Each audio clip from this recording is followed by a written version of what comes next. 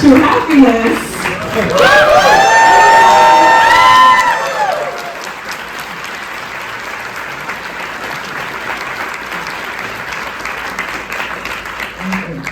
Todd, thank you so much for being here. The 4K restoration of happiness. I'm sure it's been a while maybe since you've seen it or thought about it. I don't know kind of what you thought when they were like, let's restore happiness. Was there anything that kind of... Well, I think that's what Criterion does. I just did what they told me. But you weren't like, why this, or why not one of my other movies, or... Well, they had done life during wartime already, so it seemed logical To go back? to go and take the first one. Yeah. So, yeah, like I said, this is what, I wasn't given any special treatments, they just, this is what they do. And how involved were you in the process of that, or just kind of overseeing?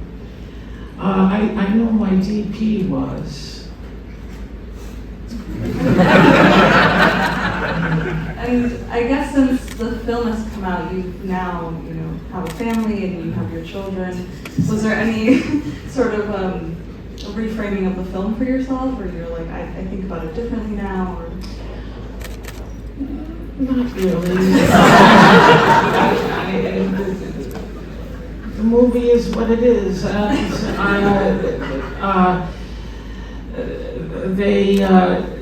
There was a problem. They wanted to be here tonight. They're not here. That was the whole thing, the whole idea of me coming, because they were going to be here, but they couldn't be here tonight. So, but they do want to see it. I just had to wait till they got to a certain point. But they like I let them see Welcome to the Dollhouse. Yeah, I had read that you said somewhere, not until they're 35. I said that. I did say that, but I see a lot of silly things. Well, I guess then I'd like to go back to the origins of happiness and kind of, this comes off of Welcome to the Dollhouse, of course, and I think somewhere you said, I wanted to make something unproducible.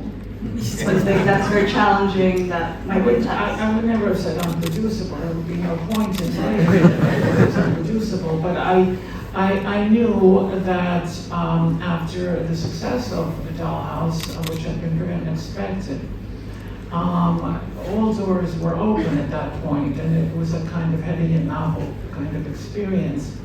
And I suppose I wanted to take advantage of that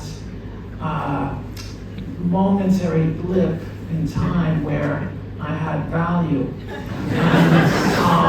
and to write something that I couldn't make under any other circumstances, meaning it would have to come after a movie that was successful at the box office. And so almost all the doors did close, but Bingham Ray had been the head of October Films back then, which was a subsidiary of Universal, like Searchlight at Fox. And he had wanted to distribute Dollhouse and was frustrated that Sony Classics got it, so he was very eager to work with me. And he didn't impose any stars that would be necessary to greenlight it. He did want me to make offers to a couple, but I was a little anxious, but fortunately no one wanted to play the part of Bill Maplewood. So I got to cast Gillian Baker, who I fell in love with at the audition, and I don't know that, the movie at that time was made for between $2.5, $3 million. We were over budget and over schedule. All of my movies are like that, but I remember sitting down, Bingham sitting me down and saying, listen, you gotta finish this soon, and I said yes. But he didn't actually force me to cut anything. The thing is that there was a lot I could have cut had I known what I was gonna cut in the cutting room. Would have made things so much easier, but that's the way movies get made. So I somehow made it to the end of production. We got to shoot for a weekend in Florida. The Florida stuff is half done in New Jersey and half done in Florida.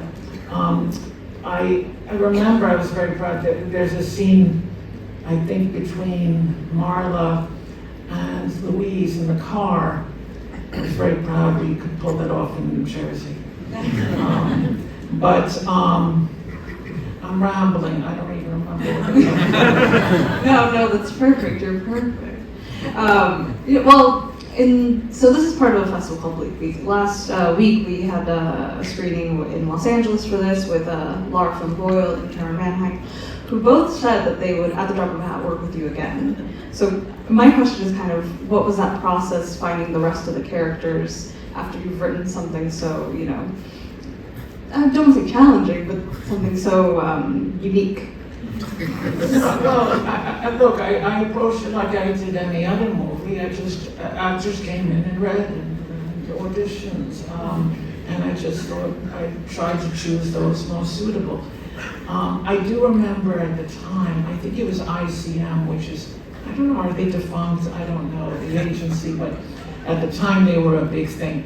And they had a notice that they attached to the script disowning all responsibility, something like that. So people knew it was, a touchy material. Nobody blinked, actor-wise, if they weren't interested, they just didn't come in, but I certainly had a lot of, just like any other movie, people come in and meet them and see what happens. And of course I have to ask about Rufus Reid. What was it like working with him on set? Are you still in touch with him? No, but I've calculated that he's 39 today. Today? Well, not today. This year. Yeah. And he's made his own life. I don't know what he does. He was wonderful to work with. His parents were always there. His father, I think it was his father, was always there. He and Dylan forged a real friendship over the course of making the movie. So there was a kind of a real emotional sense between them, a kind of trust. I left it to the parents to determine the suitability of this material. I never would try to persuade any actor, never mind a child, to be in this. It's really, you have to want to be in it, and the parents have to be on board and have to be supportive. That's the only possible way that you can move forward. And that's the way I've treated it with all the children in all of my movies. The family is always involved because you want them to feel good at the end and proud of their work, and because it is such delicate material. I didn't ever explain anything to Rufus, that wasn't my role. But emotionally, he understood what I needed and what the qualities I was looking for, and that's the way we approached it. I think that comes out in the film as well, to get such a performance from a child, and they must have felt really safe and good on the set. So, and you really see it in that last scene with him and Dylan, and kind of they let it go. Yeah, I didn't expect him to cry. I didn't ask him to. I didn't. I wasn't anticipating what was going to be generated there.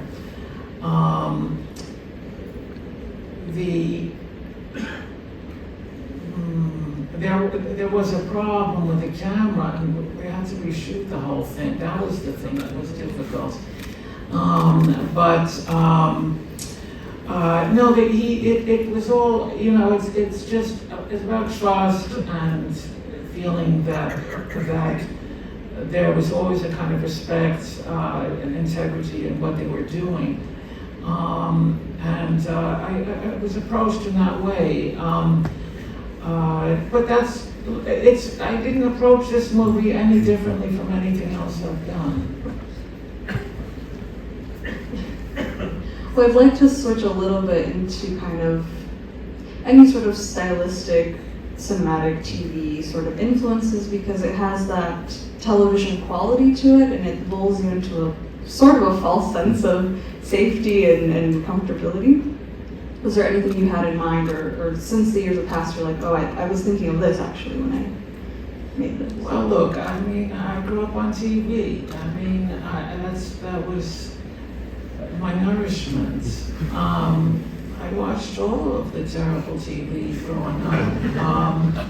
That was my love affair. And I wanted, because I knew the script was very charged, and you want to make it, in some sense, easier for an audience to enter this world. And what better way than sort of feeling like establishing medical center type shots. Medical Center was a TV show for those who, back when I was a kid. Or the kinds of jingle kind of, there were a lot of things from TV that I wanted to use to express the world that these characters are inhabiting, how it is shaped by a certain kind of world, let's say. I don't know. My feeling was this script was so charged that the MO was really just about to restrain, to pull back, all the time to pull back. If the crew is laughing, that's always a red flag. You have to. The comedy of it has to kind of slip in a more obscure, oblique, let's say, way. But I don't know. I'm very intuitive, instinctive.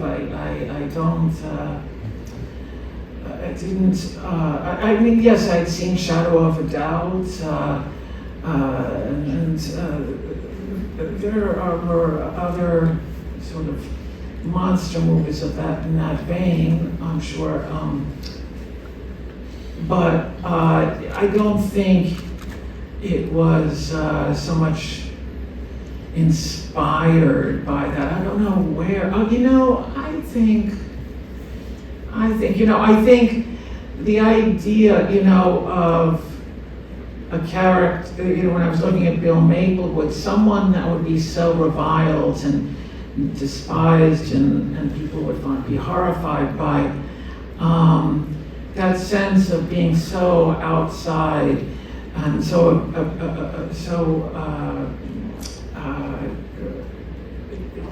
embodying something so repellent. I felt that's excited me because that was someone I could identify with.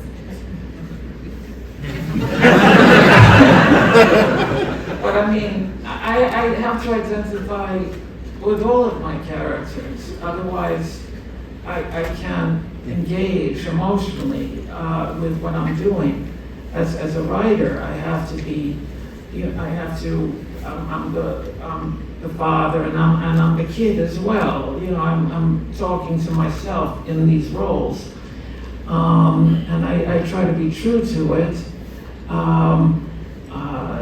and not sentimentalize it. I think what for me, it's always been, was made it tragic for me was just that he was a father who genuinely did love his son, without which I don't think the movie would have any real impact emotionally or otherwise.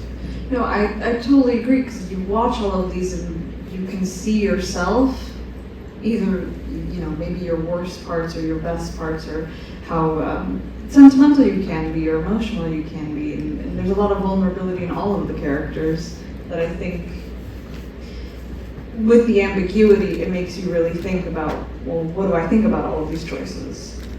Well, I don't know what audiences are going to think, but I don't want them thinking so much. I want them emotionally. I want them, I have two sides. There's a part, there's the emotional, but there's obviously a kind of ironic detachment. There's a comedy at play at the same time. There are these concurrent kind of modes.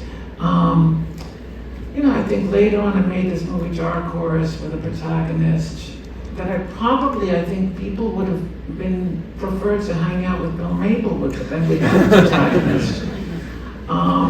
But I guess I'm drawn to that kind of really disliked outsider. I mean, yeah, they're quite prevalent in all of your films, a sort of marginalized or can sometimes be a nerd or, somebody who is not particularly liked. And I think that's what makes your films interesting, more than anything. Well, I can't say what makes it interesting. That's them. I don't know. Well, I think that's it's gratifying that the movie seems to have some life years later. I teach I teach down at NYU. They have in their film program, but the graduate program. I don't assume my students have seen any of my movies. Many of them haven't. This is film school, which is fine. But it does make me not assume that people know my work. Right.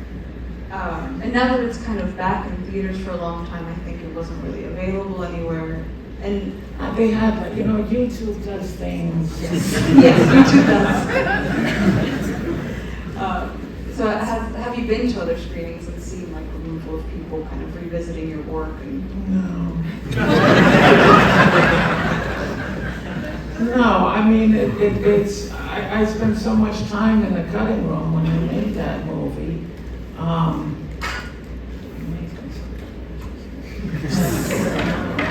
But I know it. I know it. There's no surprise. In some sense, it's kind of dead to me because it was alive when I was making it, and finishing it is killing it. In some sense, the ends of that artistic process is just over. And so you move on. You look forward. You think of what's next, what you next want to pursue. I don't know, but every director is different. Some, I guess, like to watch their movies again and again.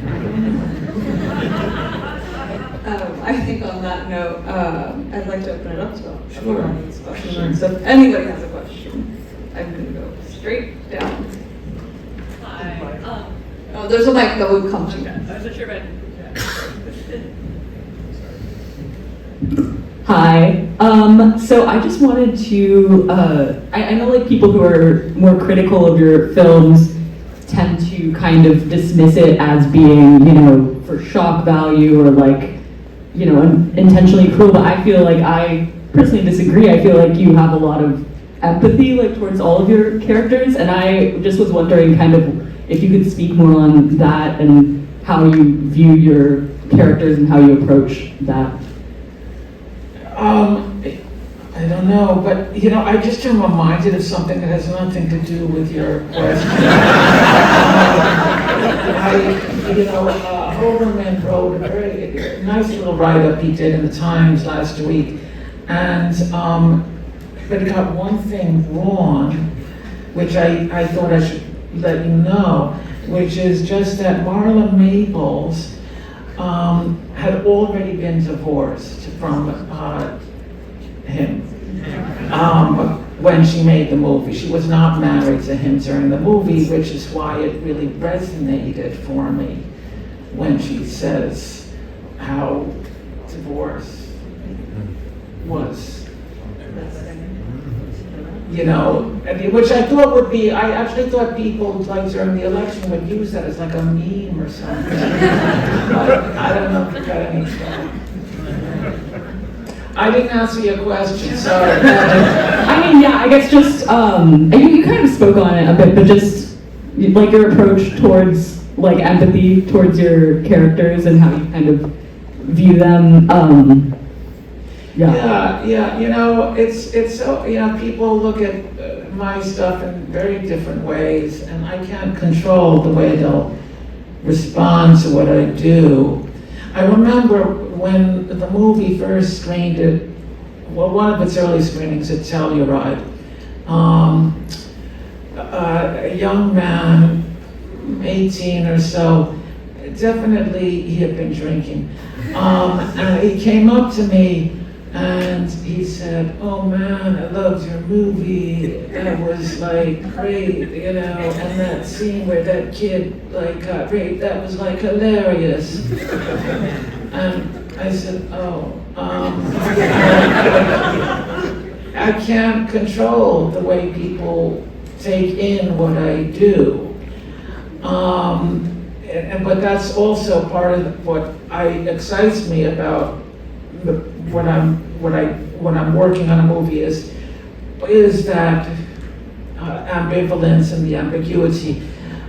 You know, from this, when even, you know, starting with Dollhouse, you know, half the audience would be laughing and the other half was angry at the first half because how could you laugh? This is not funny. This is so sad. And moving for me, it is both.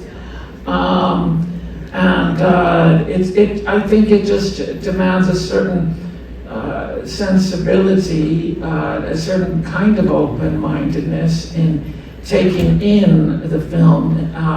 And the hope always when you go to a movie is, you know, that in some sense it takes you somewhere you haven't quite been, but that you recognize and that speaks to you and you feel like it speaks to you alone.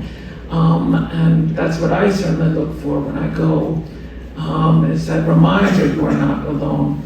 So I can't, no, I don't know if I can answer any further. No, I think that was great. Right next to you. Can you hear me? Okay. So I have a question. I want to know what do you think about dads or a man right now compared to the man in your film like 20 years ago? That's almost 20 years ago, right? 25, 27. So because the guy in the film, especially the dads, they're not like traditionally adorable. Do you think What do I think? the dads, like Bill? Oh, dads. The dads. And you know, the old guy. Okay. Yeah. Okay. Yeah. What do I think of the dads? Right now compared to 20 years ago, do you think they're better or worse or men in general? Thank you. In the movie or in life? Oh. In life in general. So no, I mean,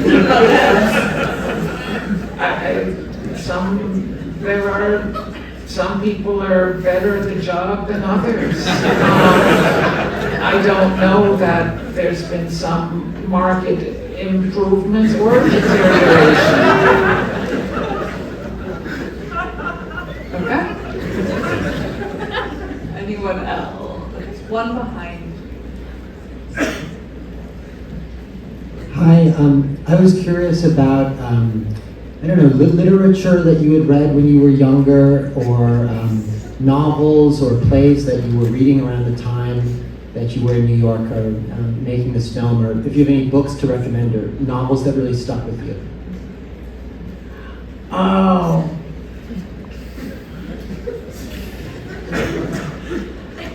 It's a good question and a fair one. And I suppose I did read a lot as a little boy, but I don't, and then there was a period I wasn't reading, and then I was reading again. I don't know, but I don't know that there's I don't know that I can pinpoint any particular book, story, play that I read that informed this. I feel I was much more informed because I spent so much more time watching TV than I did anything else.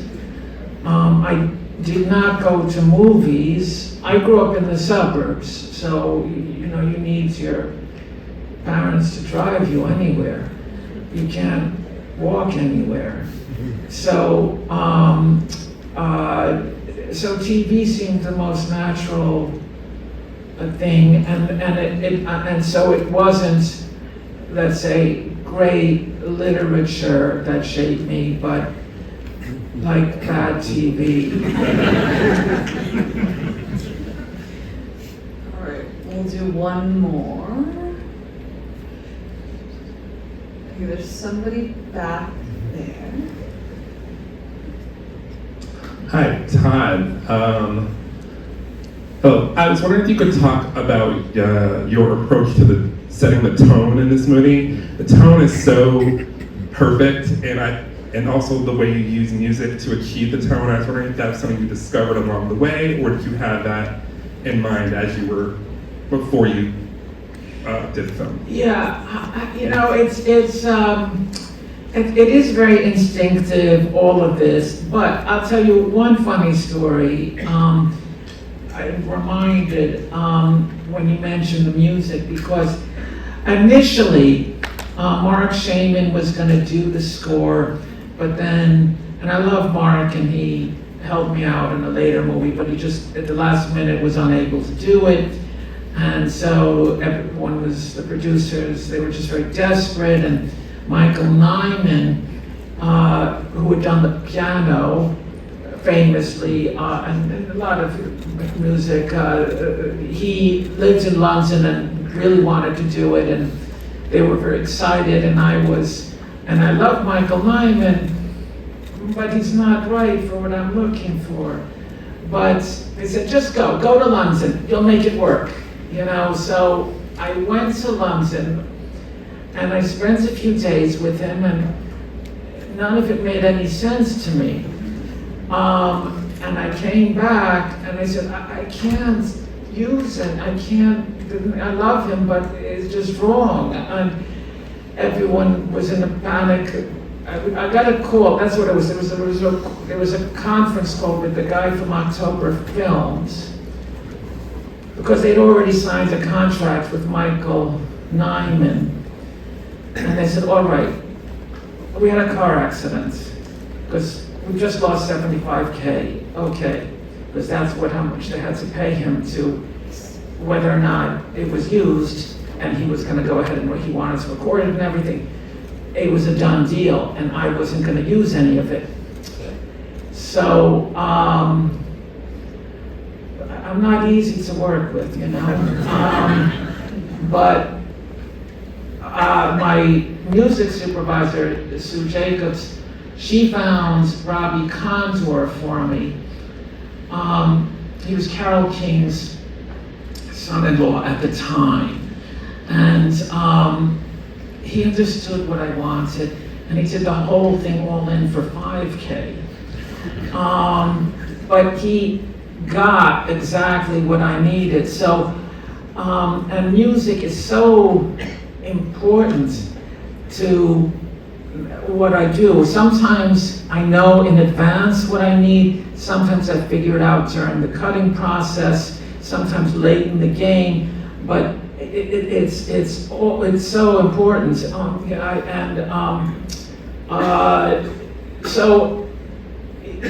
I can only say, how do I get the tone? It's not like I say I'm looking for a tone. It's just intuitive. It just is what it's no, this is too much. I have to remove this. I figure it out. But I have a sense of purpose. You have to have always a sense of purpose of what you need, and what you're trying, where you're trying to get, that's Yeah, I don't have any advice, I'm afraid, though. I have none. Well, I think on that note.